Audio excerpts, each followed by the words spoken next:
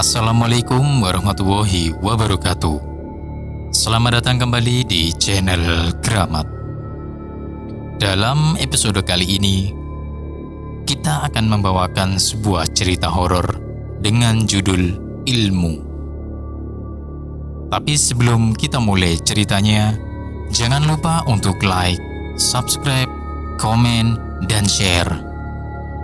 Dan bagi teman-teman yang ingin membaca langsung ceritanya, linknya sudah tersedia di deskripsi. Dan tanpa berlama-lama lagi, kita mulai ceritanya. Ilmu.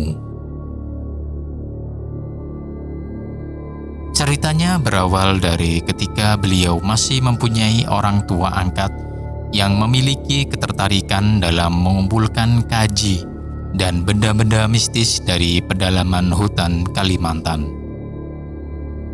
Beliau sebenarnya seorang yang juga dikenal taat beragama. Namun tak ayal, seperti orang tua zaman bahula lainnya, masih ada sisi pada kakek angkat saya yang masih percaya pada jenis-jenis kaji di luar dari agama.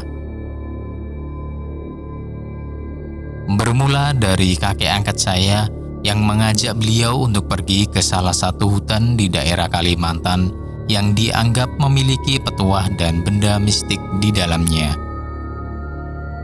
"Ri, ayo kita besok malam pergi berangkat mencari pusaka di hutan," ujar kakek angkat saya. "Mau mencari apa kita di situ, Bah?" tanya bapakku. "Belum tahu. Kita cari saja dulu, kamu ikut aja," kata kakekku lagi. "Baik, Bah." Bapakku pun mengiyakan ajakan kakek. Dan berangkatlah mereka besok sorenya menuju hutan yang dimaksud. Mereka berangkat bertiga, bapakku, kakekku, dan pamanku. Dari keterangan bapak, mereka dari kota menuju hutan itu memakan waktu kurang lebih 6 jam perjalanan. Rintik kecil mengiringi perjalanan bapak, kakek, dan paman masuk lebih dalam ke hutan. Kira-kira sekitar jam 10 malam, barulah mereka sampai ke hutan yang dimaksud. Kata bapak, mereka bertiga cuma bawa tas dan senter saja. Tidak bawa bekal, tenda, ataupun alas untuk tidur. Betapa rimbunnya pohon dan semak, serta banyaknya binatang buas di hutan Kalimantan pada tahun itu. Belum lagi adanya mitos tentang penjaga hutan yang berwujud manusia setengah ular.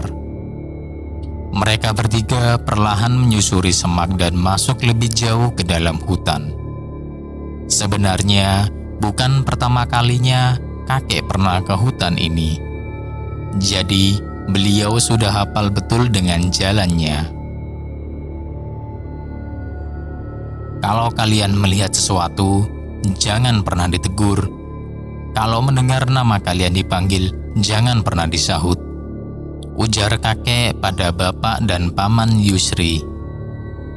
"Inggih, Bah," sahut mereka berdua. "Di tengah hutan nanti ada rumah kecil buat kita istirahat. Kira-kira 20 menit lagi," kata kakek. "Rumah siapa, Bah?" tanya paman Yusri. "Gak perlu tahu kamu, diam aja. Yang penting ada tempat untuk kita tidur malam ini," suara kakek mendadak serius. Paman Yusri menelan ludah. Di tengah perjalanan mereka, rupanya paman Yusri sudah tidak sanggup lagi untuk berjalan. "Bah, kita bisa istirahat sebentar, Bah. Saya capek," ucap paman Yusri. Yus, baru segini aja udah capek kamu. Gimana mau mewarisi ilmu bapak?" Kakek menggelengkan kepalanya. "Ya sudah, kita duduknya di ujung pohon itu saja. Kebetulan ada mata air kecil di sana juga," tunjuk kakek. "Baik, Bah," sahut bapakku dan Paman Yusri. Mereka pun beristirahat. Paman Yusri memijat-mijat kakinya yang merah dan membengkak karena gesekan dengan sepatunya. Sementara bapakku membilas wajahnya dengan air dan minum dari mata air itu. Saat menuju kembali ke tempat Paman Yusri dan kakek berada, bapakku dikejutkan dengan suara teriakan yang persis sekali dengan ibuku di rumah. "Ari, Ari, di mana kamu, Ri?" Suara itu terdengar jelas di telinga bapak. Segera bapak berlari mendatangi kakek. "Kenapa? Dipanggil?" "Sudah, diam saja," ucap kakek tenang. Ayah pun mengangguk dan duduk di bawah pohon bersama Paman Yusri dan kakek. "Sudah istirahatnya. Ayo kita jalan lagi. Baru kita tidur kalau sudah sampai di sana." Kakek bangkit berdiri dan berjalan. Bapak dan Paman Yusri pun bergegas menyusul kakek. Dari kejauhan rupanya rumah itu terlihat. Ada lilin di dalamnya. "Tunggu, jangan ke sana dulu." Kakek menghentikan langkahnya kemudian duduk bersila di atas dedaunan kering. "Kenapa, Bah? Ada apa, Bah?"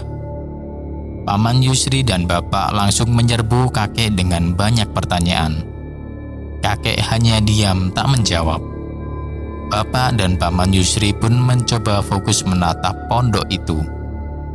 Ternyata itu bukan cahaya api lilin, melainkan sebuah bola api yang sedang melayang. Bapak dan Paman Yusri diam. Mereka berkeringat dingin. Bola api itu diam di sana sambil melayang. Kurang lebih sekitar setengah jam mereka duduk tanpa bergerak sedikit pun, dan tak lama sosok bola api itu pun terbang melesat menjauh dari pondok itu.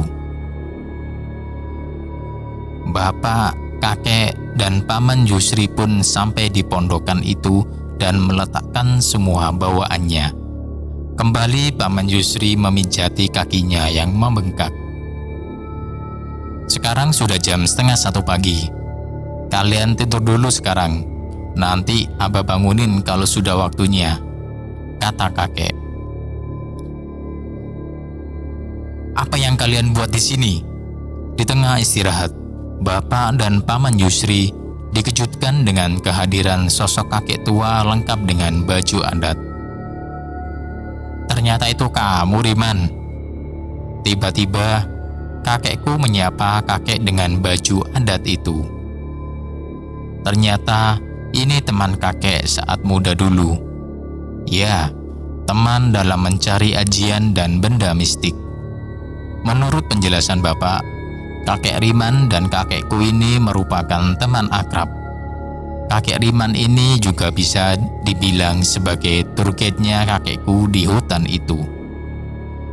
Setelah berbincang cukup lama, kakek Riman dan kakekku bangkit dari duduknya. "Ayo Ari, Yusri, kita jalan," ucap kakek. Mereka bertiga pun berjalan dipandu oleh kakek Riman. "Berhenti di sini." Kakek Riman mengais-ngais tanah dan menggenggam sebuah pena keramik di tangannya. Pena itu isinya semacam pisau kecil. Mata pisau ini sudah direndam di dalam racun selama bertahun-tahun. Setelah selesai membersihkan pena yang didapat oleh kakek Riman, mereka pun melanjutkan perjalanannya lagi.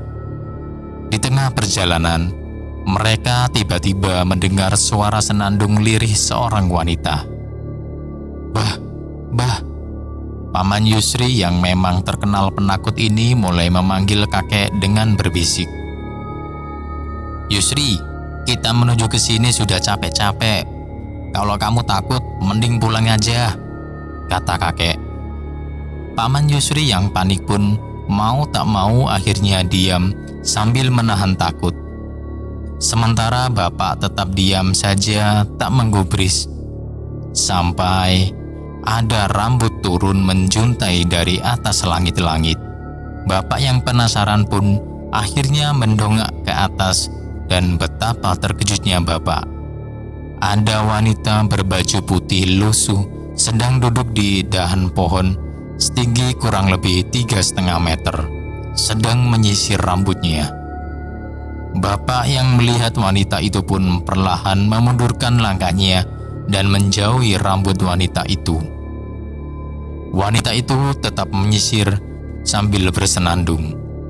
Wajahnya tak kelihatan, hanya rambut yang menutupi seluruh wajahnya. "Bah, setan bah," Paman Yusri berbisik pada kakek. "Mau? Kalau mau bawa pulang buat peliharaan," kata kakek.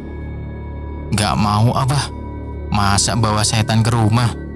kata Paman Yusri. Rupanya sosok itu mendengar perkataan Paman Yusri. Sosok itu menghentikan sisiran rambutnya dan memalingkan wajahnya ke Paman Yusri. "Yusri, tutup mata." Tiba-tiba kakek Riman maju ke depan Paman Yusri dan mengusir sosok itu menjauh. "Sudah dibilang jangan ditegur, Yusri, Yusri." Kakekku menggelengkan kepala. Paman Yusri pun diberi air yang telah dibacai oleh kakek Riman, dan mereka melanjutkan perjalanannya lagi. Benda mistis berikutnya adalah pena kuningan dan minyak. Akhirnya, setelah bertemu segala macam setan dan sudah mendapatkan benda gaib, kakek, Paman Yusri, dan Bapak akhirnya memutuskan untuk berpamitan dengan kakek Riman. Akhirnya mereka bertiga bergegas pergi keluar dari hutan.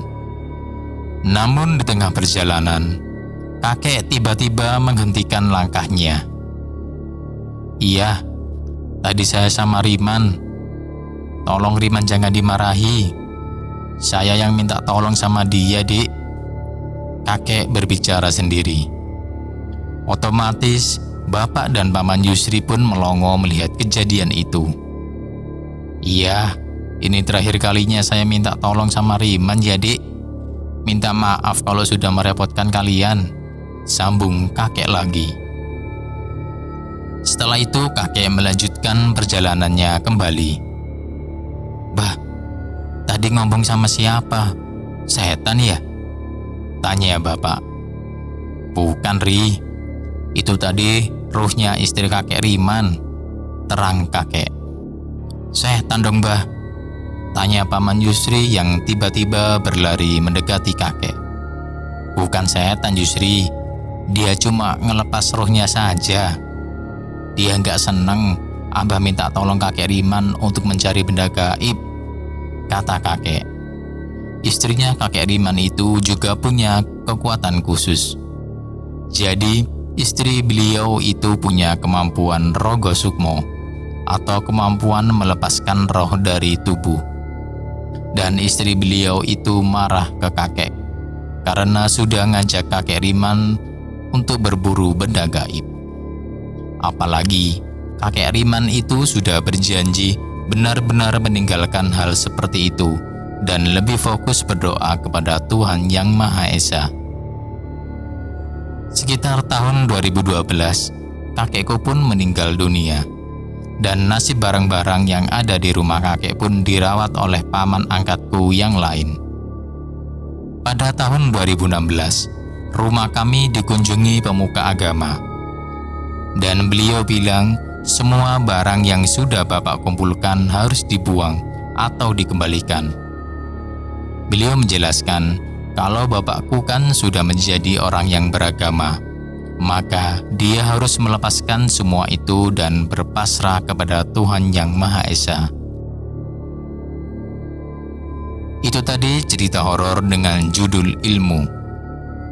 Semoga cerita kali ini dapat menambah asupan horor teman-teman sekalian. Sampai jumpa di episode selanjutnya. Wassalamualaikum warahmatullahi wabarakatuh.